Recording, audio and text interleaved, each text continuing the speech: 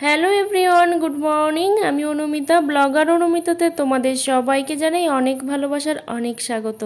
I hope তোমরা সবাই খুব ভালো আছো, সুস্থ আছো, আর আমিও ভালো আছি। কাছে দূরে যে যেখান থেকে আমার ভিডিওটা দেখছো সবাইকে অনেক ভালোবাসার অনেক স্বাগত জানিয়ে আজকের ব্লগটা স্টার্ট করলাম। এই যে সকালবেলা ঘুম থেকে উঠে বিছানাপত্র গোছানো যে কতটা কষ্টকর, আর সেটা যদি হয় বাইরে, এই যে মশারি টানাই বলে তো মানে মশাটাও লাগে না, আর সাথে সাথে ধুলোগুলোও কিন্তু আসে না। না হলে সামনের বারান্দাটা যেহেতু একদম ধুলো, সেই জন্য কিন্তু ভর্তি হয়ে যায়।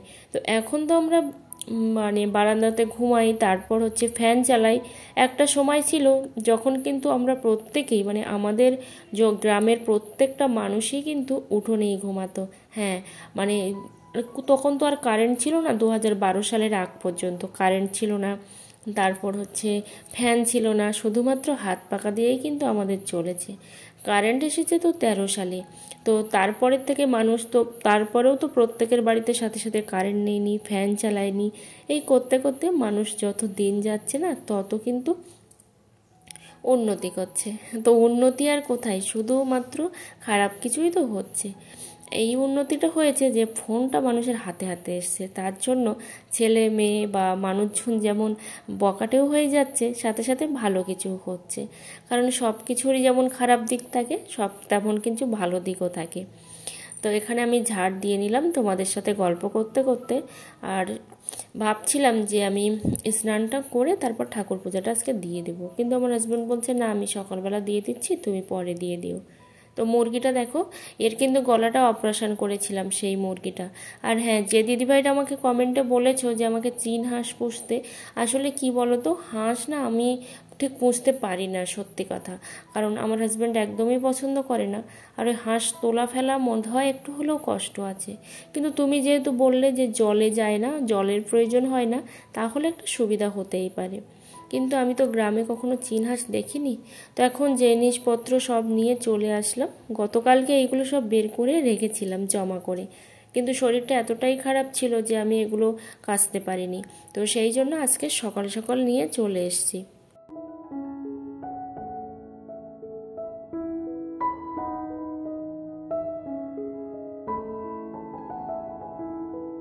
আর যদি আমার ব্লগটা তোমাদের ভালো লেগে থাকে, আর কোথাও যদি কোনো রকম ভুল ত্রুটি হয়ে থাকে, সেটাও কিন্তু আমাকে ধরিয়ে দেবে, কারণ তোমরা আমার ফ্যামিলি। কারণ যত দিন যাবে তোমরা আমার সাথে আরও জড়িয়ে পড়বে ওতপ্রোতভাবে। তো সেই জন্য অবশ্যই কিন্তু তোমরা আমার ভুলটা ধরিয়ে দিও। তো সকালবেলা রান্না যেহেতু করিনি, তো সেই জন্য চলে এসেছি দেখো এই যে বোনের পাশে। তো ওই হচ্ছে জঙ্গল, আর এই হচ্ছে আমাদের বাড়ি, ঠিক আছে। তো দেখো মাছ কাঁকড়াও অনেকে ধরছে, যেহেতু এখন জঙ্গল বন্ধ, সেই জন্য কিন্তু এই সব ছোট ছোট নদীতেই মাছটা ধরা হচ্ছে। তো এইখানে একটা জেঠিমাদের বাড়ি এসেছি। তো একটা জেঠিমা বলতে এটা হচ্ছে মেজো জ্যাঠা শ্বশুরদের বাড়ি। তো জেঠিমা রান্না করছে, আর প্রত্যেকেই কিন্তু এখানে মানে গ্রামে উনুনেই রান্না করে, ঠিক আছে। আর এইখানে দেখো আমসত্ত্ব দিয়েছে। তো আমসত্ত্বগুলো একটু অন্য স্টাইলের, এটা কিন্তু গ্রামেরই আমসত্ত্ব। গ্রামে কিন্তু সবাই এরকম মোটা করেই আমসত্ত্ব দিত। তো এখন আমি বাড়ি চলে যাচ্ছি, প্রায় 10 মিনিটের মতো বসেছিলাম, তারপর বাড়ি যাব। এখন বাজে 7টার থেকে একটু বেশি। তো রান্না তো করতেই হবে, তো সেই জন্য দেখা যাক আজকে কি রান্না হয়।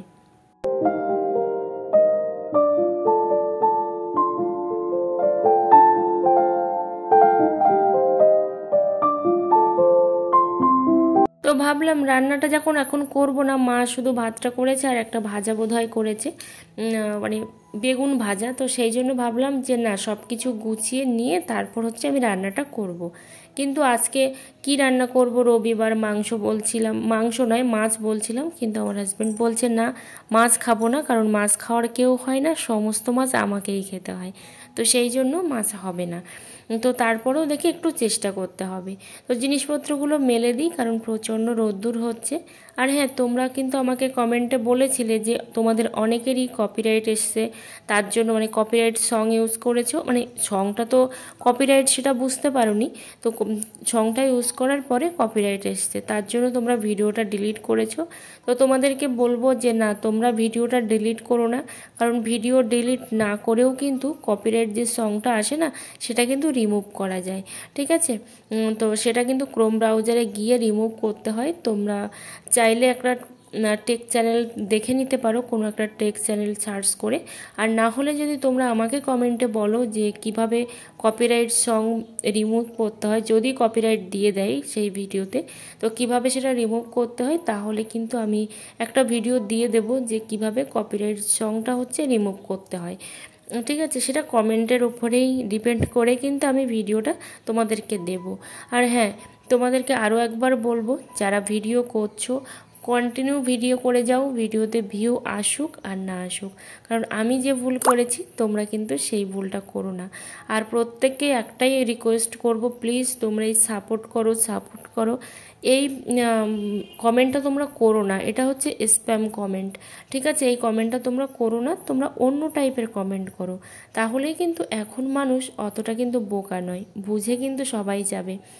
তাই কিন্তু অন্য টাইপের কমেন্ট করো, কিন্তু এই কমেন্টটা তোমরা করো না। তো এর মধ্যে হয়েছিল পিঁপড়ে, তো সেই জন্য আমি বাইরে মেলে দিয়েছিলাম। তো বাইরে যতই মেলি না কেন, একটা পিঁপড়েও কিন্তু আমি বের করতে পারিনি।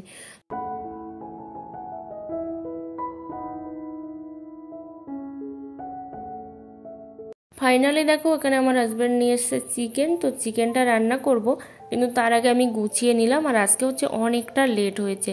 আর এটা কত টাকার চিকেন জানো তো? এটা হচ্ছে 100 টাকার চিকেন। তো 100 টাকার চিকেন আমাদের 3 জনের দুবেলা হয়ে যায়। তো এখানে দেখো, আমি এখন বসাবো, আলুটা ভেজে নেব। আর প্রথমে আমি লবণ দিলাম আর হলুদ দিলাম, কেন বলো তো? কারণ এই লবণ দিয়ে দিলে, হলুদটা না দিলেও লবণটা দিলে তেলের কিন্তু ঘনত্বটা বেড়ে যায়, তার ফলে কি হয়, তেলটা কিন্তু আর গায়ে মুখে ছিটকে আসে না। কারণ যে কোনো সবজি কিংবা মাছ এসব যখন তেলের মধ্যে দেবে, দেখবে তেলটা কিন্তু প্রচুর পরিমাণে ছিটকে গায়ে আসে, তো সেই সমস্যাটা কিন্তু আর হবে না। তো এটা কিন্তু আমি নিজে অ্যাপ্লাই করি বলে তোমাদেরকে বললাম। আর তোমরা যারা এত সুন্দর সুন্দর কমেন্ট করছো আমার প্রত্যেকটা ভিডিওতে, আর আমার ভিডিওগুলো দেখছো, তোমাদের অসংখ্য অসংখ্য ধন্যবাদ। ছোটদের জানাই অনেক ভালোবাসা, আর বড়দের জানাই অনেক প্রণাম। তো কি বলো তো বন্ধুরা, এই যে চিকেনটা এখন রান্না করছি, তো আমি কাঁচা চিকেনটা দিয়ে দিলাম ম্যারিনেট না করে, অনেকে হয়তো নাকটা শিট করতে পারবে। তো আমি যেভাবে রান্নাটা করি, তোমরা একবার হলেও একটু ট্রাই করে দেখো, যে কাঁচা গন্ধ তো দূরের কথা, মানে কোনো কিছুই লাগবে না গন্ধ। আর সাথে সাথে চিকেনটা কিন্তু একটু ভাঙেও না, গলেও না। তবে কিন্তু গ্যাসের ফ্লেমটা একেবারে লো রেখে, একেবারেই লো রেখে কিন্তু আমি রান্নাটা করি। তো তোমরা দেখতেই পাচ্ছ, আমার কিন্তু কোনোদিনও একটা চিকেন গলে যায় না। অনেকেই দেখি, যেমন অনেক অনুষ্ঠান বাড়িতেও গেলে দেখি আমাদের মানে গ্রামে, যে চিকেনগুলো গলে একদম কোথায় চলে গেছে আর খুঁজে পাওয়া যায় না। তো সেইটা কিন্তু আমার কখনই হয় না। যাই হোক, এখানে আমি রান্না করছি, আর আমার একটা জাও বসে আছে, তার সঙ্গে গল্পও করছি, করতে করতে রান্নাটা করছি। আর আজকে উনুনে যাওয়া হয়নি। তো আমি ঝালটা এখন দিচ্ছি, তার কারণও আছে, কারণ প্রথম দিকে যদি আমি ঝাল দিতাম অনেকটা তেল বেশি লেগে যেত।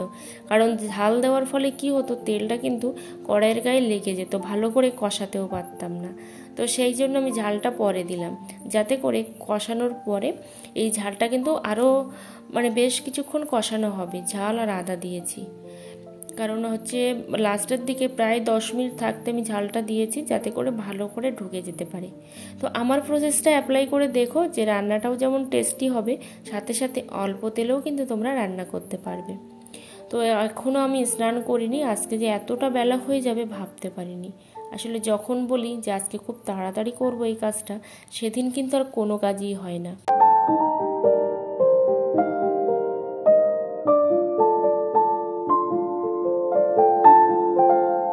বিভিন্ন রকম সং ইউজ করলে কি হয় বলো তো, মানে ভিডিওটা সুন্দর লাগে এটা ঠিকই, কিন্তু লাইসেন্স প্রাপ্ত না হলে তো সেই সংগুলোতে কপিরাইট চলে আসে।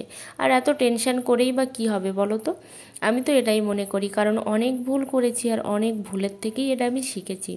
কারণ যে আর্নিংটুকু আমি করব, কারণ আমাদের চ্যানেলে তো আর প্রচুর প্রচুর ভিউ আসে না যে প্রচুর প্রচুর আর্নিং হবে। আর যদিও বা প্রচুর আর্নিং হয়, সেই আর্নিংটা সবই যদি অন্যের চলে যায় তাহলে আমার কষ্ট করার কি হলো, তাই না বলো? সেই জন্যই বলবো, তো তোমরা সবসময় কিন্তু কপিরাইট ফ্রি সং ইউজ করো, তাতে করেই কিন্তু ভালো হবে। তো দেখো এই বাটিটা ছিদ্র হয়ে গেছে, মনটা আমার ভীষণই খারাপ। এটা মা দিয়েছিল আমাকে, আর মা, মাসিমা, দাদুর বাড়ির থেকে সব মিলিয়ে মিশিয়ে আমার কিন্তু প্রচুর জিনিসপত্রই দিয়েছে। তো বলতে খারাপ লাগলেও কিন্তু, মানে শুনতে খারাপ লাগলেও কিন্তু এটা সত্যি কথা। তো এখানে দেখো আমার চিকেনটা রান্না হয়ে গেছে। আর এই যে লিকুইডটা আমি ইউজ করছি না, এটা কিন্তু আমার ভিডিওর লিঙ্কে দেওয়া আছে ডেসক্রিপশান বক্সে। তো ভীষণ কার্যকরী একটা লিকুইড, আমি কিন্তু প্রায় 2 মাসের উপরে হয়ে গেছে এটা আমি বানিয়েছি। তো তোমরাও কিন্তু এটা বানিয়ে নিতে পারো, আর ভীষণ কিন্তু কার্যকরী। কোনো রকম কিন্তু বাজার থেকে লিকুইড কেনার প্রয়োজন পড়বে না, আমি গ্যারান্টি দিচ্ছি, যদি এটা তোমরা ইউজ করো। তো হঠাৎই দেখলাম এখানে মা কিছু আম পেড়েছে, তো সেই আমগুলো দেখছি কাঁচা, যেটা আমি অনেক দিন ধরেই চাইছিলাম যে এরকম টাইপের কিছু আম হোক যেটা আমি মাঝখান থেকে চিড়ে দিয়ে আমের আচার বানাতে পারবো। তো এই যে দেখো আমের আচার বানানোর জন্য আমগুলো আমি কাটা শুরু করে দিয়েছি। ভাতটা এখনও খাইনি, তো ভাত খাওয়ার আগেই শুরু করে দিয়েছি। আবার এখন গিয়ে ভাত খেয়ে এসে আবার কিন্তু এই কাটা শুরু করে দেব, কারণ আমি আজকে সন্ধ্যাবেলায় আমের আচার করব। তো এখানে দেখো সেই কাঁঠাল দিয়ে, মানে এঁচড় দিয়ে যে কাঁকড়ার তরকারিটা ছিল 2 দিন আগের হবে হয়তো, শুনতে খারাপ লাগলেও সত্যি কথা। আসলে তরকারি খেয়ে উঠতে পারছি না, এতটাই গরম পড়েছে। তো সেই জন্য আজকে ফাইনালি শেষ করলাম। আর তার মাঝে মাঝে এত আমাদের নিরামিষের বার পড়ে যে সেই তরকারিগুলো কিন্তু থেকে যায়। আর ঠ্যাং খেতে কে কে ভালোবাসো সেটাও কমেন্টে জানিও। এখন হচ্ছে সন্ধ্যাবেলা, প্রায় 6:30টার কাছাকাছি বাজে। তো দেখো আমের আচারটা আমি তৈরি করছি, আর আমার না দেখেই কিন্তু লোভ লেগে যাচ্ছে, এতটা সুন্দর আমের আচারটা দেখাচ্ছে। ক্যামেরাতে কতটা সুন্দর আসছে আমি জানি না, তবে খুবই সুন্দর আসছে। আর আমার ভিডিওতে যে তোমরা এত সুন্দর সুন্দর কমেন্ট করছো, আরও একবার বলবো তোমাদেরকে অসংখ্য অসংখ্য ধন্যবাদ। তবে তোমাদের ভিডিও কিন্তু আমি সাথে সাথে গিয়ে দেখতে পারি না, কিন্তু আমি যে তোমাদের ভিডিওগুলো দেখি সেটা কিন্তু তোমরা বুঝতে পারো, কারণ আমি কমেন্ট করি। আর মাঝে মধ্যে কি বলো তো, তোমরা কিন্তু একটা কথা বলবো, ভিডিওটা কিন্তু খুব প্রপারভাবে করো, ঠিক আছে? অন্যান্য যে চ্যানেল আছে যাদের ক্যাটাগরিতে তোমরা কাজ করো, সেই চ্যানেলগুলো দেখে কিন্তু তোমরা ভাবো যে ঠিক এই টাইপের ভিডিওগুলো আমাকে বানাতে হবে, ঠিক সেইভাবেই কিন্তু বানাও।